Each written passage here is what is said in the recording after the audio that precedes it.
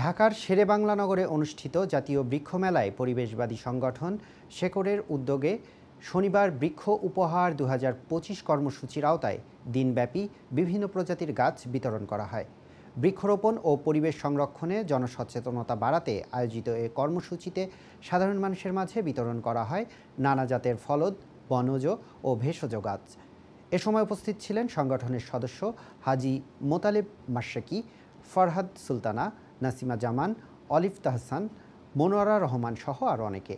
পরিবেশ রক্ষায় বৃক্ষরোপণ অত্যন্ত গুরুত্বপূর্ণ, তাই ভবিষ্যতেও এ ধরনের কর্মসূচি নিয়মিতভাবে চলমান থাকবে বলে জানায় সংগঠনটি।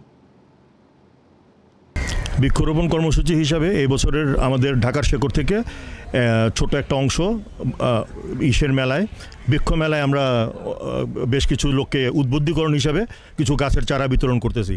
আমরা বিভিন্ন ডিস্ট্রিক্টে গাছের করে থাকি এবং বেসিক্যালি ছাদ বাগান নিয়ে কাজ করে থাকি, সবুজায়ন নিয়েও কাজ করে থাকি, সামাজিক সংগঠন হিসাবে আমরা প্রচুর কাজ করে থাকি।